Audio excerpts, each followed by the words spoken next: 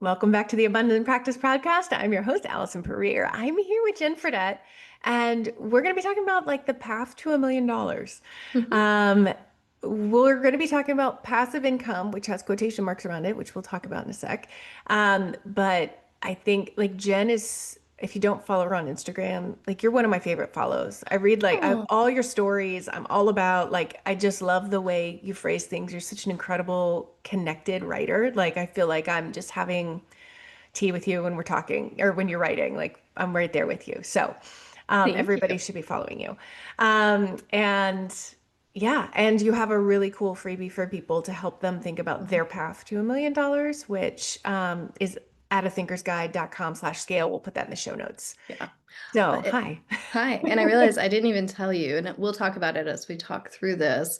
There's a second part to this free offer where people can Mhm. get personalized feedback from me, which Love I it. just didn't think to tell you when we were talking about it before we hit Yeah, record. So, awesome. first, Let's yeah, start with like passive income kind of as an idea. yes. So, I don't know if you have this experience because you end up working, I think, with a lot of people who are starting out and like, Mhm. I just let me help, like, get some clients. Where I have been over the course of time that I've been a marketing consultant is I often work with people like after they have their first 5 to 10 people. Mhm. They want to refine things. Like that's how I started, like really helping people with their Yeah. copy and still do a lot of work with like people's messaging.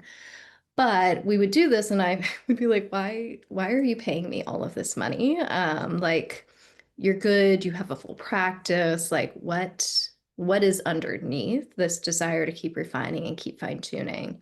And what started to become clear is people wanted to make more money, Mhm. didn't really know how. And so the only path that seemed available is like, I'll continue to raise my fee. So if I'm a real super premium fee therapist, I have to have like amazing, like the best of all the best copy ever, Mhm. which honestly I don't think is true. I think I know plenty of people who are premium pay therapists who frankly don't have a website. Like they Mm. like you don't necessarily need to go that way. And so we would start to have these conversations of like, well, you could scale, you could do something else. And then people would be like, I don't want to be a private practice coach though, because it seemed like that was the only other way. It was Mhm. either that or have a group practice. And so over time, I've gotten to work with people kind of across the span of there are all these different ways to scale. And Mhm. really, scaling is what I focus on versus passive income. Because Mhm. passive income, my kid experiences a lot of passive income. Like she says she wants something, and I don't know, like 60% of the time, I'm like, yes, okay, you can have that. Like that's Mhm. passive income. She's not really doing much except asking her version of the universe to have the thing that Right. she wants. Over time, she's going to have to work to create whatever it is that she wants to bring in. Mhm. And that's really about scaling, it's about growing beyond kind of like where we are right now. I feel Yeah. like I'm getting a little metaphorical though. Is this making sense? It's making sense to me. Okay. I want to talk about like break down passive income as a concept a little bit Yeah, more. yeah. And by breakdown, I mean like destroy the idea of passive income being a thing. Mhm. I mean, like maybe if you've got money in an index fund, Sure. that's passive, sure. Yeah. But when it's a business, there's no passive income. So I don't know that I've ever talked about it this way, but as we're talking, I'm thinking about the idea of intellectual property. Hmm. Right? And so and you know this about me, I still have I think of it as a full caseload. I see 15 people. If I Hmm. want to get paid, I have to show up, Yeah. right? I'm sharing my intellectual property face to face with people. They're getting the parts of me that are relational. And I charge a premium rate, but like I have to show up, right? My Hmm. intellectual property is like contained within me.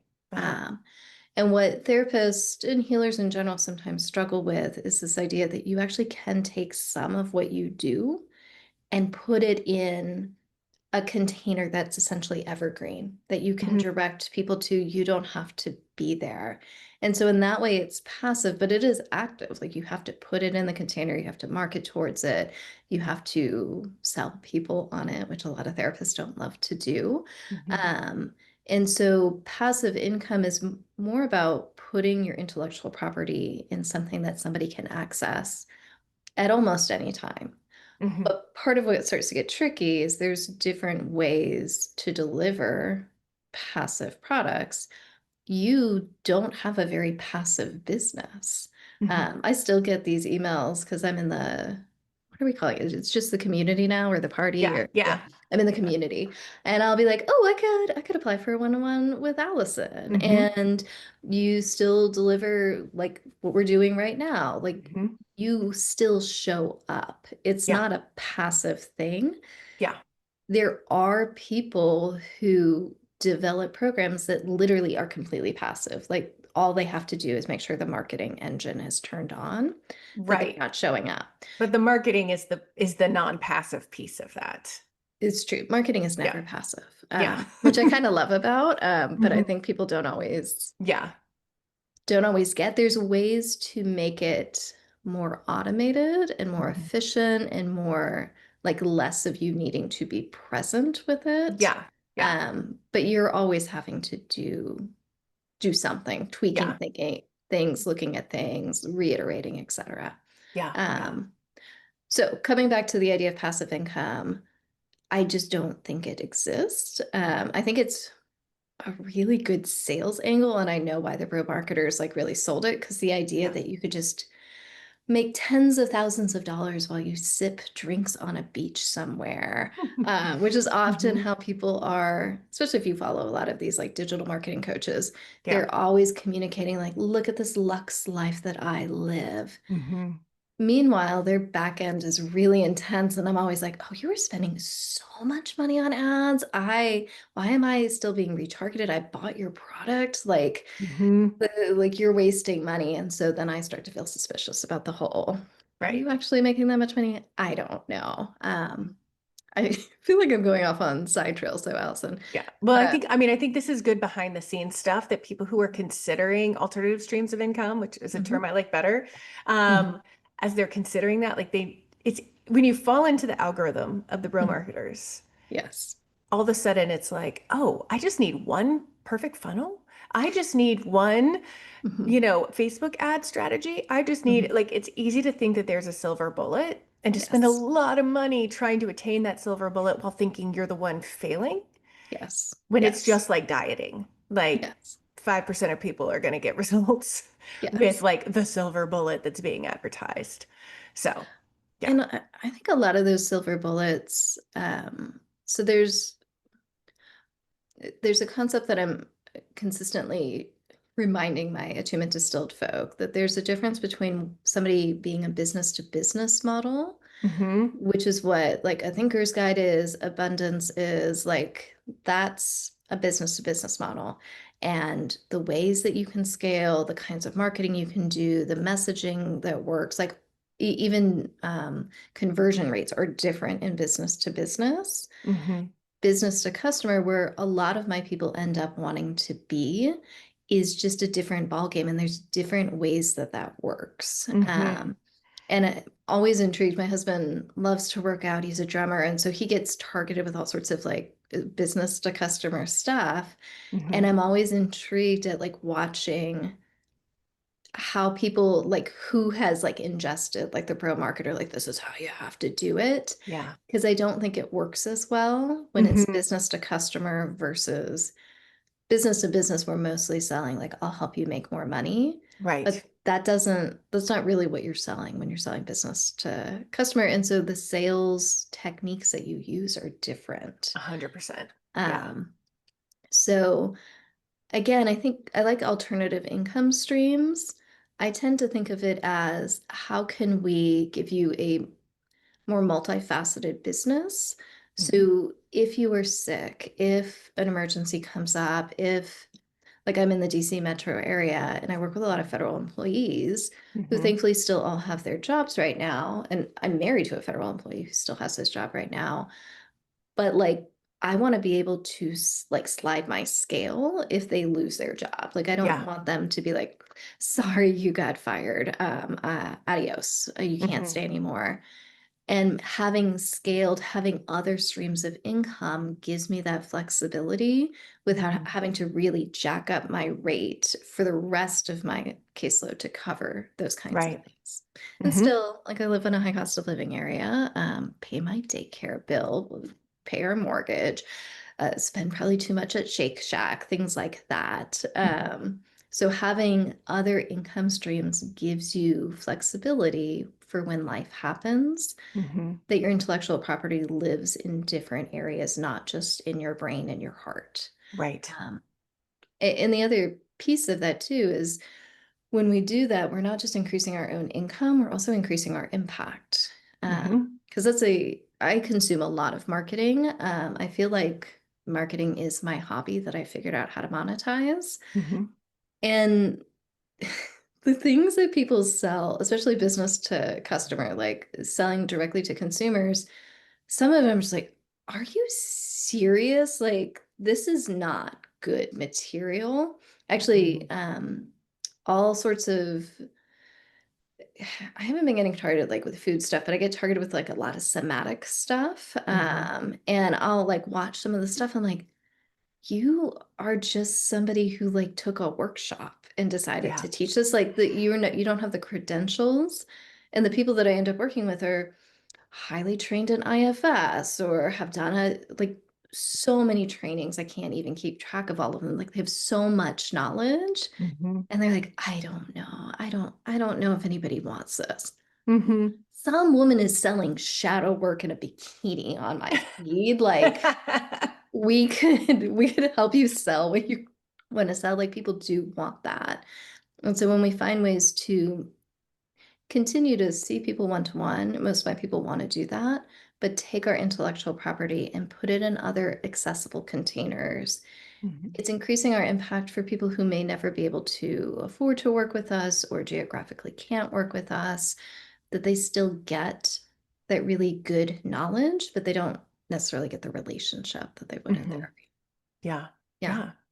Well, let's talk about the three different paths to Mm-hmm. making $1 million Or more, or more. Yeah. because inflation is a thing. It used to be like $1 million. Like, wow, that's so much money. It's starting to feel like, ooh, man, with the way milk and eggs are, I don't know. So the most traditional way to scale is to build a group practice. Hmm. And we've mentioned, I think already, my new freebie, which is so fun, the Attune to Millions calculator. And so you can, your viewers, people who are listening can go and check it out. But group practice is the architect of safety. And it is, I think, in a lot of ways, the safest way to scale. Although I know potential group practice owners are like, no, John, like, you don't understand. I'm pulling out my hair. I'm like in every Facebook group trying to fill up my associates. But the marketing is it's just expanding what you already did to fill your Yes. practice. It's Hmm. not a lot of, you're not creating another LLC. You're not necessarily having to create a ton of new branding. You're having to expand beyond branding for an individual for, I tend to think of it as like a family of services. I think this is where group practice owners I see get tripped up, that they just want to have like replicas of themselves as their associates, as Hmm. opposed to, wow, like there's going to be diversity no matter who you hire. Even if you find somebody who's like super, super similar, they're going to have a Hmm. slightly different style. And so we've talked about this before. I'm big on ICA when it comes to messaging. Yeah. And I'm almost always That's, saying to people, oh, yes, an ideal yeah, that's, client yeah. architect. So it's an ideal, I call it a, not an architect, archetype. Avatar. Yeah. Oh, yeah. See, Archetype. I don't like Avatar because I like the idea that it can be an archetype because then many people can resonate with it Mm-hmm. versus an avatar is just like a tiny, like, I don't know, you know, like an avatar on your phone or Hmm. It makes me Hinduism. think of like a cartoon. Yes. But yeah. Yes. Hmm. So an archetype will have, now we're going to go off on this path for a minute, Allison, but what I like about an archetype, because this is so many people are hesitant to niche down because they want to be inclusive. Hmm. Think about it as an archetype, many people of all sorts of different demographics, different journeys, etc., resonate with the archetype. Like I know Harry Potter is not as in fashion as it once was because of the craziness that J.K. Rowling is on. But people, if you ask millennials, like, what is your Hogwarts house? Can Hmm. tell you, right? Yeah. Like, no, like this is because it's archetypal. Like, this is Uh-huh. who I am. And so, again, ICA, when we think of it as an archetype, you can still then talk to one specific person, which is Hmm. part of why my copy is conversational and you feel like you're talking to me. It's Hmm. because I have somebody specific that I'm imagining talking to. And who knows, Allison, maybe I'll just write you some stories over the next week. But when we do that, it feels stickier, it feels more intimate. People are more willing to like go deeper with us Hmm. and feel more compelled to take action when we suggest they take action. Yeah.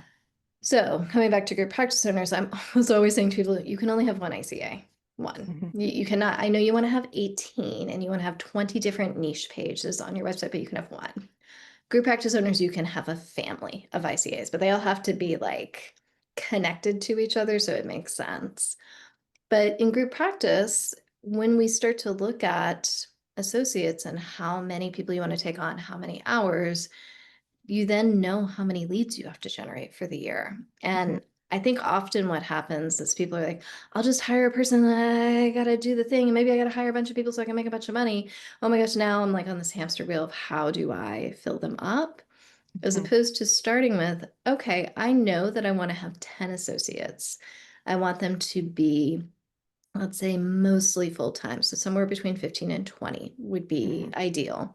I know I want to offer a really good split. I know I want them to be premium pay. And you can put it into the calculator and it tells you how many people per year you're going to see. And if you give Hmm. me that number, I can say, oh, okay, well, here's how we need to generate the leads Yeah. that we can then create a scaffolding plan of like, here's what you need to do, here's what you need to build, that you can start building before you hire all of these people. And Hmm. so then and I have a student in my flagship program right now, this is the thing of like, okay, now you gotta hire another person. Now you gotta hire another person. Because we're building out her lead gen, so she's not having to play catch up. Yes. And that Yes. that just feels better to have to be Yes. like, oh, I have all these clients on a wait list. Now I got to hire somebody. And I know the kind of person I have to hire because I know the kinds of clients that I have waiting for somebody. Does that make Hmm. sense? Absolutely. Yes.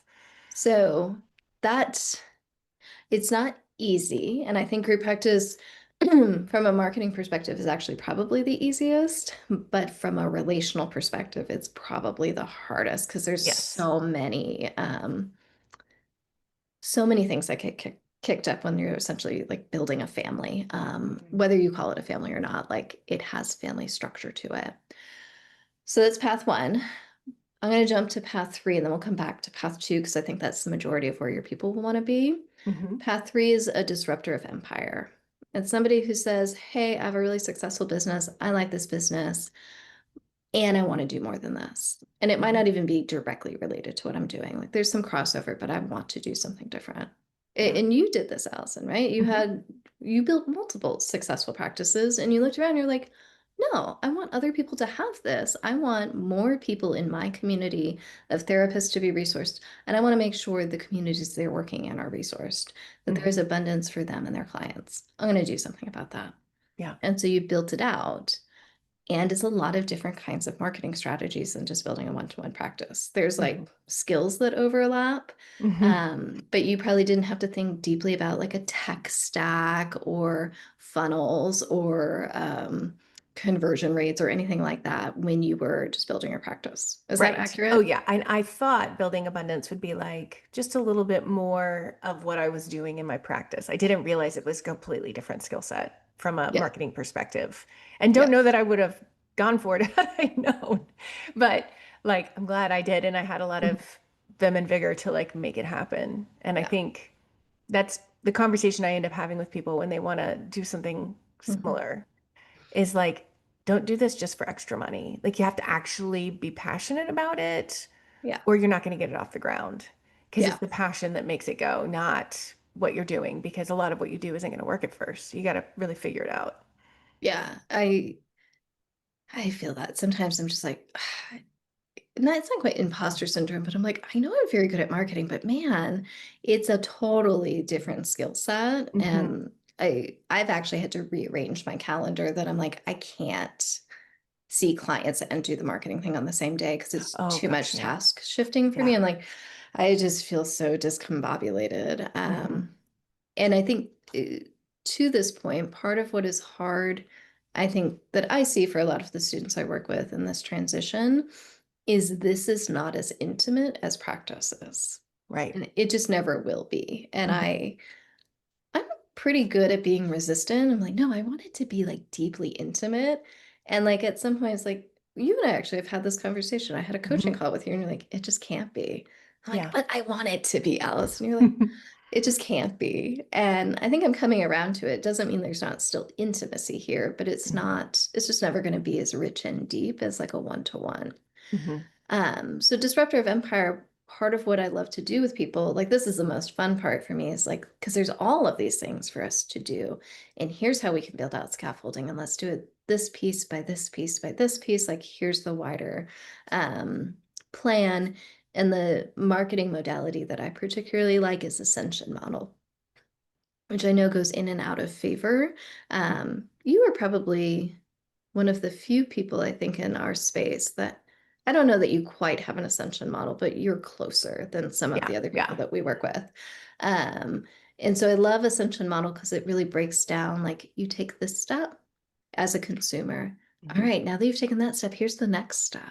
And Hmm. here's the next step. It feels the most akin to what I do therapeutically with people of like, we're Right. just breaking it down. Like we're walking, there's many transformations. We'll get to a bigger transformation, but it's really about helping, at least in my marketing ecosphere, it's about helping people become more independent and Hmm. to be able to individuate from me of like, you don't need to be in my program forever. I'm going to give you the skills and techniques and resources so you can go and fly on your own. And like, you can always come back, right? Like, this is good, secure attachment. Like, come back for a one-on-one or like check something out with me. But for the most part, you can go off and do it on your own, Hmm. which I don't think a lot of marketing coaches, at least the ones that I have worked with, like in the non-private practice sphere tend to do. It's sort Right. of like you got to keep coming. Like, I'm going to tell you exactly what to do. You don't know what to do. You got to Right. keep invest Keep in them the on the next, hook. yeah, next Yeah. mastermind, like ascend into my close proximity. So Disruptor of Empire also has the most earning potential. Group Hmm. practices can be very lucrative, but there's a lot of overhead Right. because you're Yeah. The paying as profit margins are really small compared to like making yes. the same amount with a digital business, for instance. Yes, in digital businesses, you can be extremely lean if you want Hmm. to be. Yeah. Um, so the third path, though, is where I see and work with most of my people, and I know we just have a few more minutes, but it's essentially saying, okay, you have a pretty good practice. I know you're freaked out that people are all going to leave and you don't know if they're going to stay and like, we're going to replace the spot. I could just give you some easy skills so you could just replace that, which is what I do in my own practice. Like Hmm. I have somebody finishing up. I'm like, I can spend 2 or 3 hours max and I'll fill that spot. And I charge Hmm. $300 an hour. Like, Hmm. and it's maybe a recession. Like I'm not worried about filling that spot because I have the Yeah. skills to do it. And I can teach people how to do that. But what I like to do, and if I don't know, had 18 more hours in a day, I would do it for my practice, is we can monetize your marketing. That you're doing all of this SEO, blogging, like you're doing all of this effort for a wait list that you may or may not ever actually take people off. I also don't love wait lists in Yeah. Same. general. I want people to be able to see people when they're ready to see them.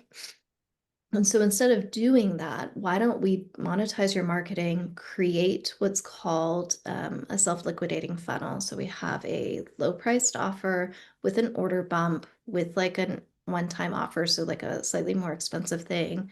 We can package it up. We can direct your SEO blogs to that. We can, if you want to run ads, we can run ads. If you want to be somebody who goes on podcasts or has a podcast, we can direct all your marketing to that. And once people are in that offer, we can help them know that they can ascend into your one-on-one if they like meet the criteria. Hmm. And so now we're talking about making an additional, once these really get rolling, like I think 5K is very easy to make on like an SLO, especially if you're willing to run ads and or you have a Hmm. really robust SEO strategy that you can be making money. It's still seeing your people not really doing a lot. Like or beyond what you're already doing to like keep your caseload full. Yeah. And so we've added passive income stream. We've increased how you get to impact people, and you get to weave between these two worlds, that you don't actually have to add in a lot of overhead. Hmm. It's also a really good starting place if you know you're like, no, I really do want to build a whole other thing. Let's practice over here so you get a taste of it without like all of the frustration overhead. Like you get to practice in a sandbox, Hmm. doing something you're already really comfortable with. And then you can always expand out if you want. And you Yeah. have the skills, and frankly, you'll have the tech stack, and like you'll know what to do.